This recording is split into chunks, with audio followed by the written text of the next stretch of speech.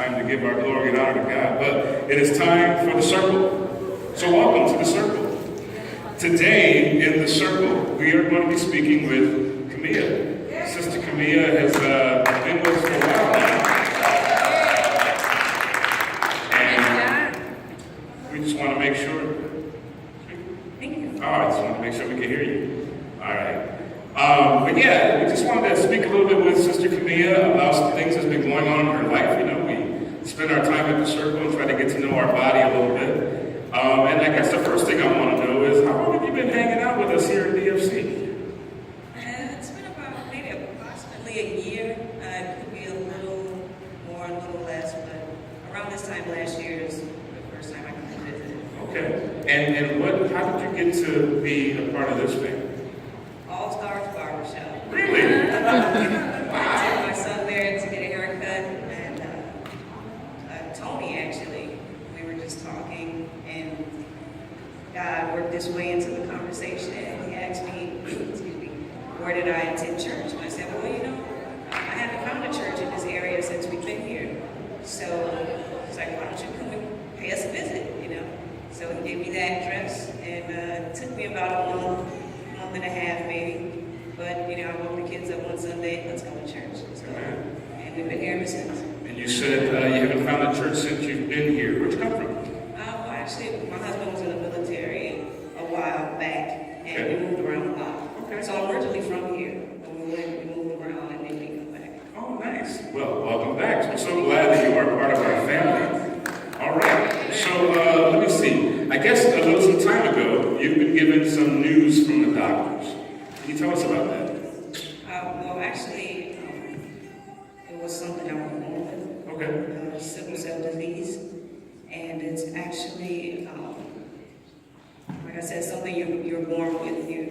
Both your parents have to have, you know, the trait or the disease, and they pass it on to the child. Okay. Something I've had my whole life. So something you've known about all your life as well. Okay. And tell us about sickle cell, because I don't know if everybody out there knows about it. I know growing up in Gary, Macon High School, in the school system of Gary, I remember hearing about it, but I don't remember a lot of details about it. So what can you tell us about this disease that's out there called sickle cell?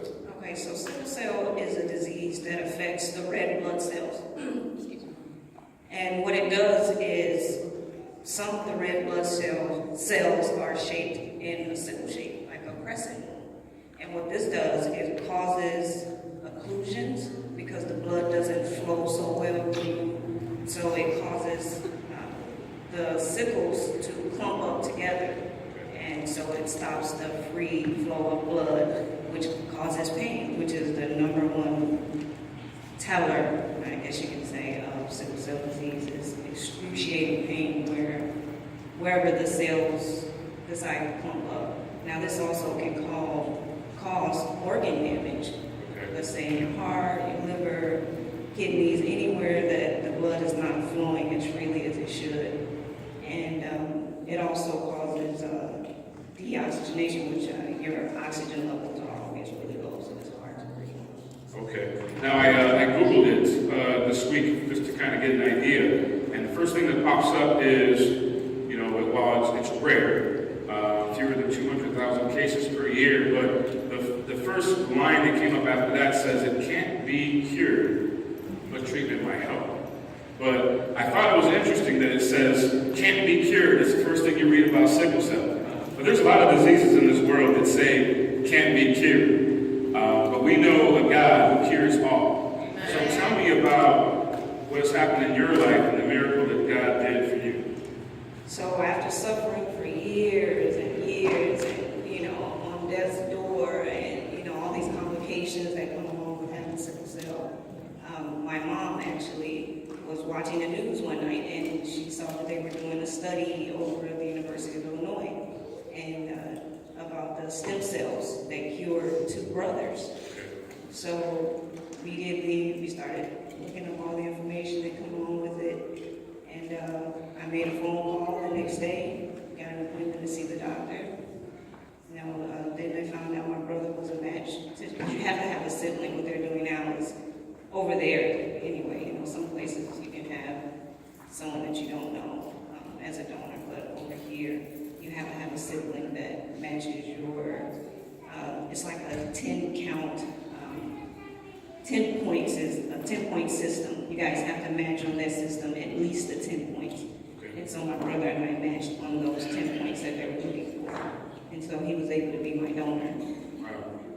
So, our awesome God has shown the way, because, doctors, we always know, a lot of times a lot of us feel that doctors just want to, collect money and put you on medication. But sometimes God puts us in a position to actually use the doctors for good and not to just put us on medication. So his healing power is there, but he also gives us wisdom, right?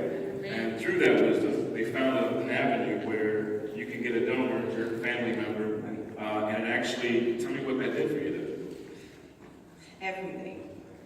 It changed my life. It opened my eyes to so many things that I never saw while having sickle cell. I always prepared for the doom. I always prepared for death. I always had my family prepared because I just knew one day this was going to take me out.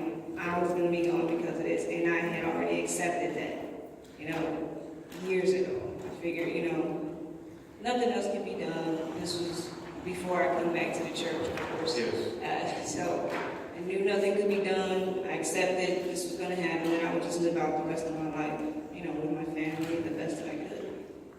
And once I, of course, came back to church, I had a whole new perspective of the way I saw it. Amen. I was looking at Romans 12:12 this week. It says, rejoice in hope.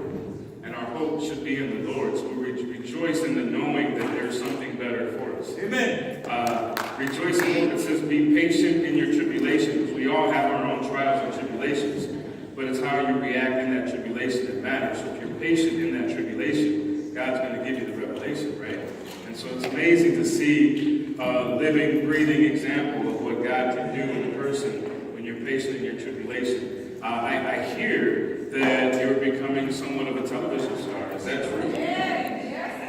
Tell me a little bit about that. So I've been asked to do different TV stations. I've done a segment on Channel 7, WGN, Channel 9. I've done 2 radio shows, WGCI, the morning show. It was also a radio station in Indianapolis. I'm not sure what that one was called. And then recently, I just shot my first commercial. TV commercial. You got a TV star at DMC. It was actually a scripted commercial, which was something different because I'm usually going on, the news segments and I just tell my life story, which is super easy.